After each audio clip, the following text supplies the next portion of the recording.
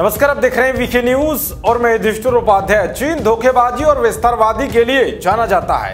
ये वो मुल्क है जो दुनिया को कोरोना बांटकर खुद की ताकत मजबूत करने में जुटा हुआ है और इसी वजह से आज दुनिया भर के देश इसके खिलाफ दिख रहे हैं। दरअसल जहां एक तरफ दुनिया के बड़े से बड़े और छोटे से छोटे देश भारत में आई कोरोना की सुनामी से लड़ने के लिए एक साथ दिख रहे हैं, तो वहीं अपनी घटिया मानसिकता के लिए मशहूर चीन भारत के मौजूदा हालातों को देखकर मजाक उड़ा रहा है, जो उसे भारी भी पड़ रहा है। दरअसल भारत में कोरोना त्रासदी में मदद का दावा कर सहानुभूति बटोरने का प्रयास कर रहे चीन की घटिया मानसिकता को खुद उसकी ही पार्टी ने दुनिया के सामने उजागर कर दिया है।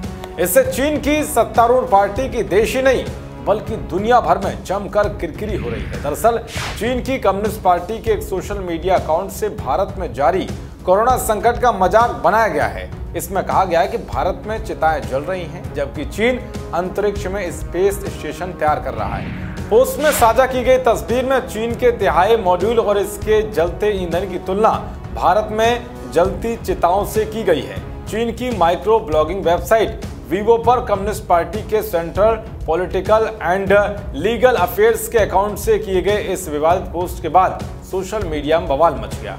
इस पोस्ट में एक तरफ चीन के रॉकेट लॉन्च करने और दूसरी तरफ भारत में लाशों के जलाए जाने की तस्वीर को दिखाया गया है। इस पोस्ट में कैप्शन लिखा है, चीन की जलाई हुई आग बनाम भारत की जलाई हुई आग। इसमें हैशटैग के साथ भारत में कोरोना मामलों के 4 लाख पार होने का जिक्र भी किया गया।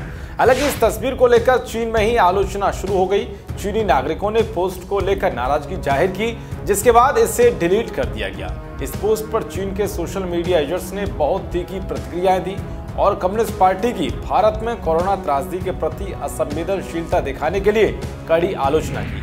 वीवो यूजर्स ने कहा कि ये पोस्ट अनुचित है और चीन को भारत के साथ सहानुभूति दिखानी चाहिए। इस आलोचना के बाद चीन के सरकारी भोंपू ग्लोबल टाइम्स के एडिटर हू शिजिन ने लिखा है कि हमें भारत के लिए मानवीयता के परचम को इस बार ऊपर उठाना चाहिए, भारत के प्रति संवेदना व्यक्त करनी चाहिए और चीनी समाज के नैतिकता को ऊंचा रखना चाहिए। उन्हें कहा कि अपने अकाउंट पर लोगों की भागीदारी बढ़ाने के लिए इस तरह का तरीका अपनाना बिल्कुल भी ठीक नहीं।